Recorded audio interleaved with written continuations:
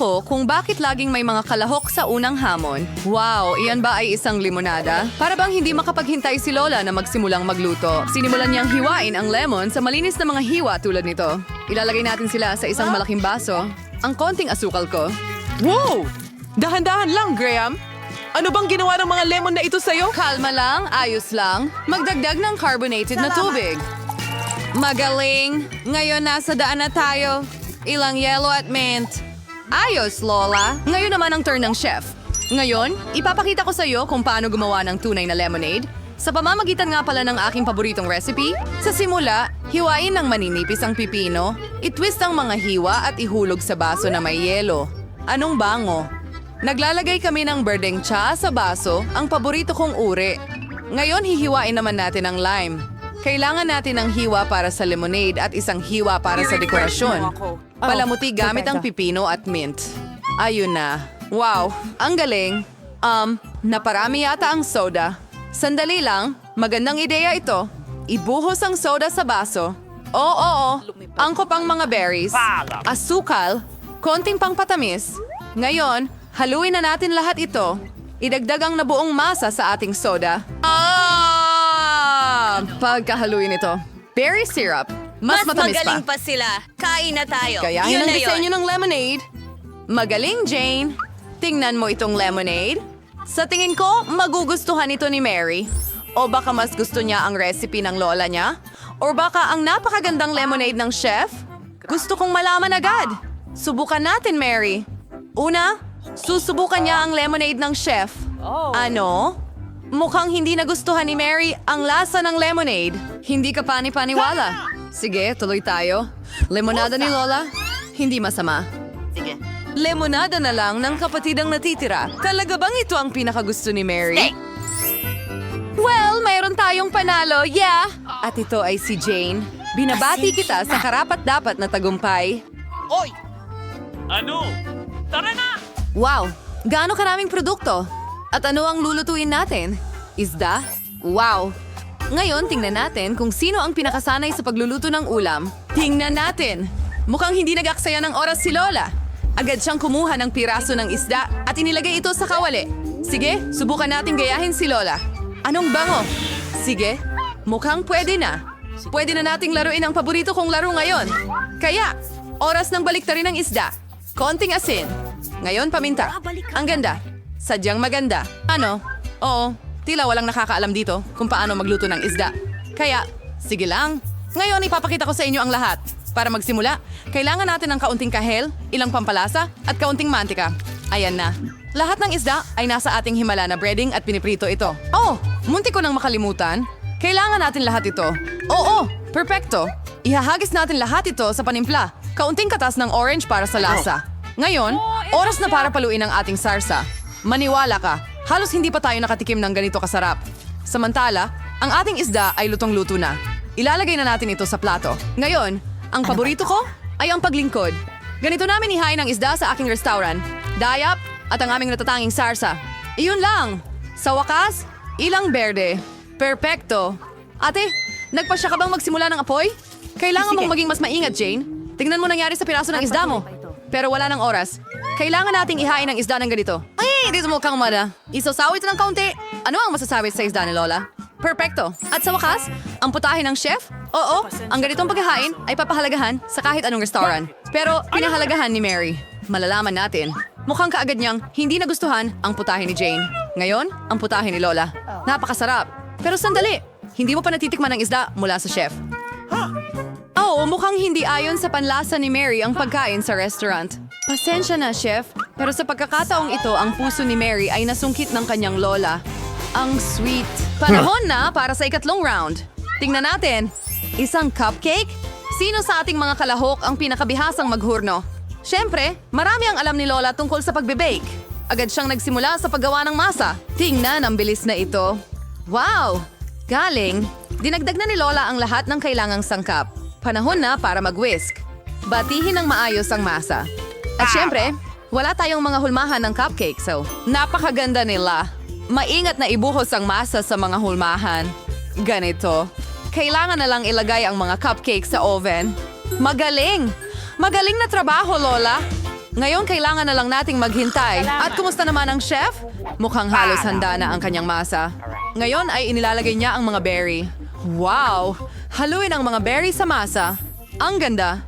Ano ang susunod, chef? Panahon na para kunin ang mga hulmahan. Ibuhos namin ang magandang pulang masa sa malaking molde ng cupcake at ilagay ito sa oven. Perfecto. Wow! Ang ganda! Anong meron ako dito? Ang boring magmasa ng kwarta. Isang ideya. Kamakailan lang, may nakita akong life hack. Heto na. Napakagaling yan! Pwede ba akong gumawa ng cupcake na ganun kadali? At ang kalalabasan ay magiging napakaastig. Ayos! Tapos na yan! Tara na! Tingnan natin ngayon kung paano gagana itong life hack na ito. Magdagdag ng cacao powder at kaunting chocolate syrup sa gatas. Magaling! Ngayon ay tayo'y nag-whip. Ang nabuong masa ay ibinuhos sa baso.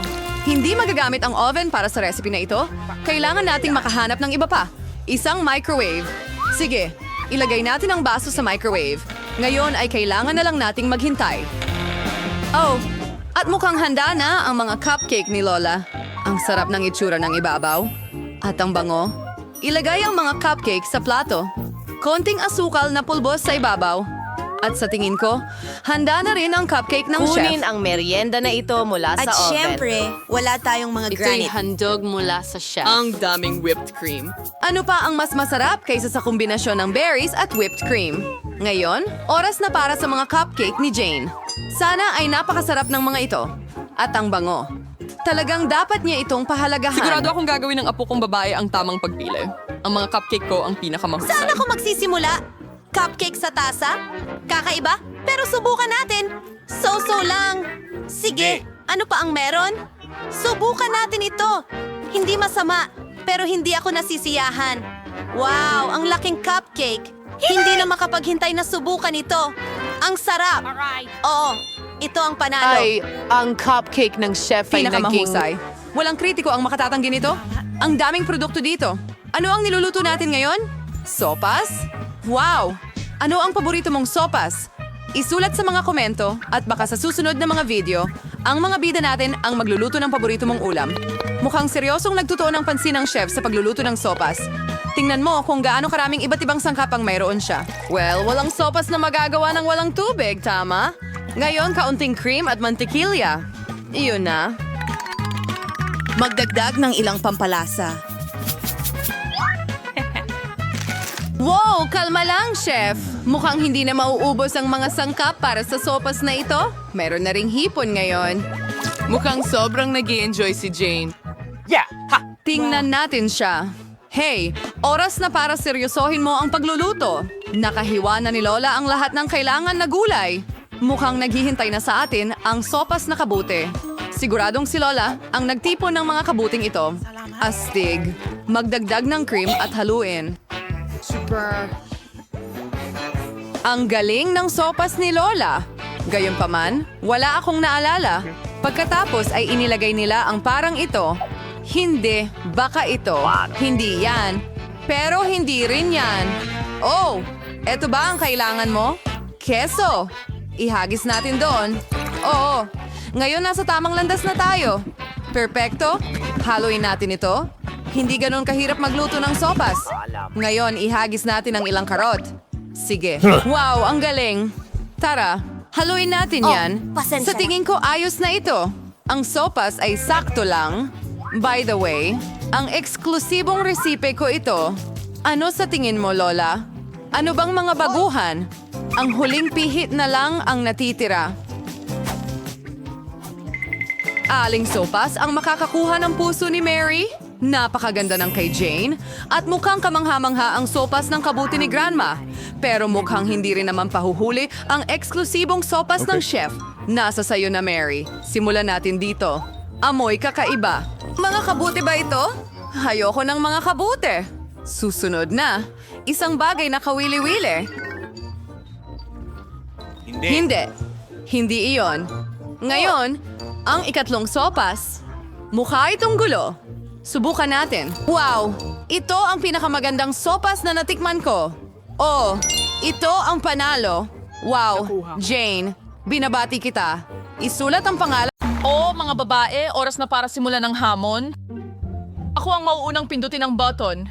Gustong gusto ko ang kulay asul, kaya't sana'y hindi ako mabigo. Ano kaya ang makukuha Tara ko? na! Okay, Miranda, pasensya na pero natalo ka ng asul. Ang ilan sa mga pagkain sa balde na ito ay masarap. Pero ngayon hindi na ako sigurado. Baka swertehin tayo at makahanap ng may halaga. Ano yon? Hindi mo Paano? pwedeng basta... Maghagis ng basura sa isang tao. Pakiusap!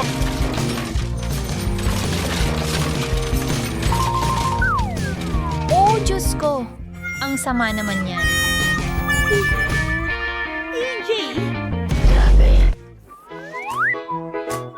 Hoy! Ayon sa mga patakaran, hindi pwede. Hindi. Ang baho mo talaga. Pupunta ako kay Emma. Hindi ako mag-iisip ng sobra. Pipiliin ko ang pinakamatingkad na kulay pula. Emma, tama ang kutob mo. Mayroong talagang astig sa likod ng button na yon. Hindi ito masarap na pagkain, hindi rin laruan, kundi isang bagay na mas mahalaga pa.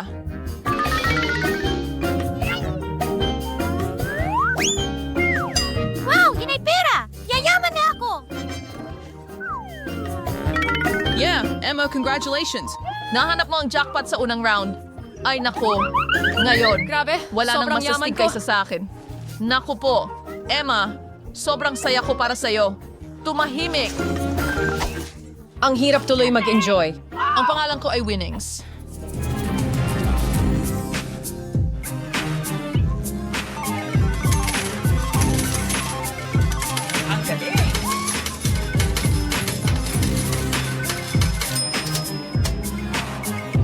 Ano yung amoy? Miranda, nangugulo ka pa ba sa basurahan na yan? Ano pa ang magagawa ko? Sa totoo lang, nakahanap ako ng sombrero at ilang tic-tacs.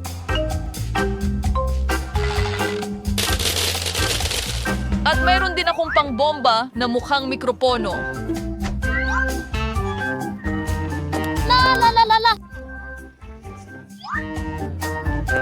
Hindi kita pipigilan sa kasiyahan. Pero kailangan kong mag-spray ng deodorant kasi sobrang baho na nito at kumakalat na sa buong kwarto. Uy! Ito ang kahon ko!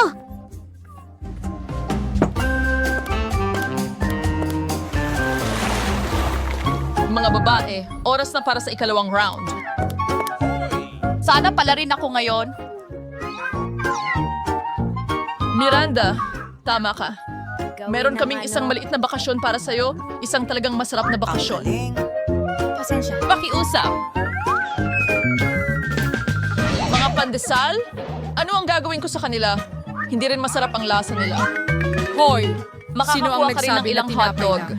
Ngayon, meron ka ng lahat ng kailangan mo para makagawa ng tunay na hotdog.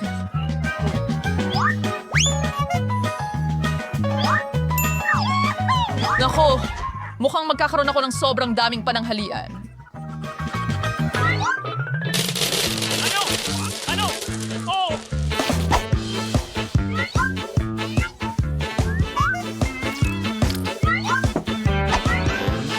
Bumalik ka. Ano ang hotdog ng walang sarsa? May ketchup at mustard ako para sa'yo. Uy! Bakit mo ibinuhos sa akin? Pero pwede ko namang punasan gamit ang mga boon at pagkatapos ay mapupunta ang sauce sa hotdog.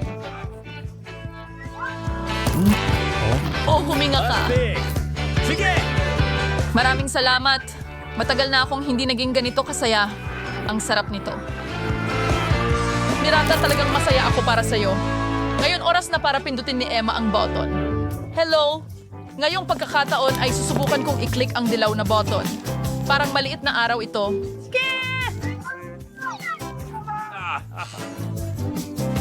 Hindi mo dapat pinili iyon dahil magkakaroon ka ng mabaho na tumpok ng isda.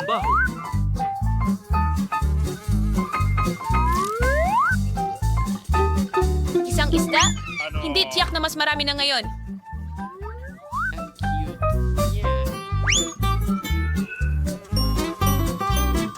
Oh, oh! Masaya kung may payong Dinala ako. nila ako. Hindi mangamoy si Emma, pero magmumukhang masama ito. Mukhang isang apocalypse sa kahon niya. Ano ang dapat kong gawin ngayon? Umupo ka lang at Mabulok kasama ng isda? Hindi, dahil may extra na regalo ako para sa'yo. Isang bagong kaibigan. Fuzzy ang pangalan niya. Sana magustuhan mo siya. Pio! Hey! Tara na! Ano? Gusto niya akong kainin. Bitawan mo. Oh, siya nga pala. Medyo baliw siya. Pero magiging mabuting magkaibigan kayo. Kumusta ka, Miranda? Oy! Astig! May hotdog pa ako para sa'yo. Maraming salamat. Salamat! Naiintindihan ko kung bakit kailangan ko ng pusa. Kakainin niya lahat ng isda. Kinakain niya ang isda at ako naman ay kumakain ng hotdog. Pareho kaming may masarap na pagkain. Sino ang unang magkiklik ng button ngayon? Ako! Napagdesisyonan ko na kung alin ang ikiklik. Sana hindi ako pabayaan ng asul. Tara na! Ito ay isang napakapino at masarap na pagkain, pasta na may keso. Ito ay nangunguna na... Parang nasa Italia dito. Pansit? Pero pansit na walang kahit ano, hindi yun masarap.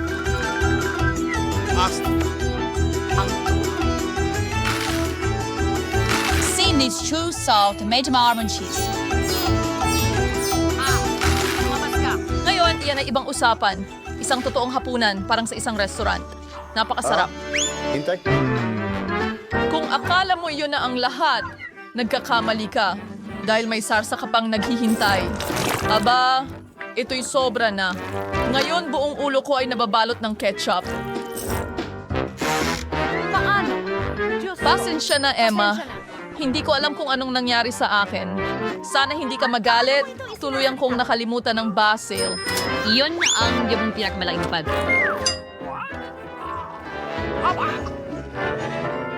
Miranda, papunta na ako sa'yo. Ngayon, kailangan mong i-click ang isang button. Sana makakuha rin ako ng pagkain. Gutom na ako. Talagang magkakaroon ka ng masarap na pagkain. Italian na pizza. Ano pa ang masihigit?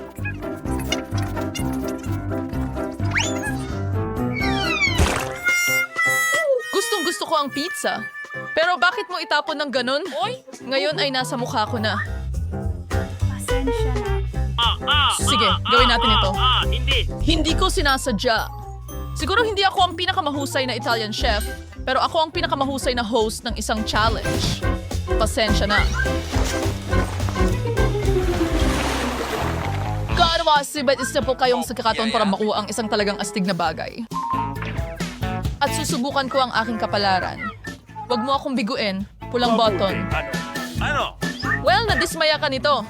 Matagal ko nang gustong labhan ang marumi kong damit. Sa tingin ko, ito na ang oras para gawin ito. Ano ito? Bakit ang daming maruruming medyas sa t-shirt? Kadiri! Ang pinakamahalagang bagay ay hindi mo dapat kalimutan ang detergent at tubig. Anong ginagawa mo? Hindi mo naman ilalagay ang mga bagay sa kahon ko para labhan, di ba? Bakit sa tingin mo ako nandito? Wala akong oras para labhan ito sa bahay. Anong problema sa'yo? Takpan mo ang tenga mo dahil magiging medyo magulo dito. Tara na.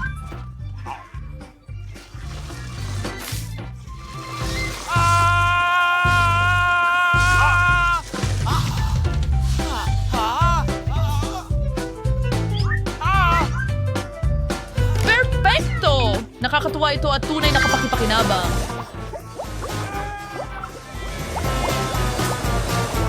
Miranda, bakit hindi ka rin pumindot ng button? Sige, swerte ka. Dahil may malaking, masarap at nakakatakam na cake na naghihintay sa'yo. Steak, pwede ba? Oh! Hawakan ng cake! Ito na ang pangalawang beses na hinagisan mo ako ng pagkain. Hindi ka ba nahihiya sa sarili mo? Ipapakita ko sa iyo na Heto, ang sparkler na ito ay magpapasaya sa iyo. At ang huling ganap ay isang display ng paputok. Miranda, handa ka na ba? Napakasama ng pistang ito. Ano ang problema doon? pero hindi mas masama kaysa sa akin. Sorry, mingiginig Junior Majors for Slana Night t-shirt. My shirt yun, Malinis Mal. na ngayon, katulad ko. Salamat.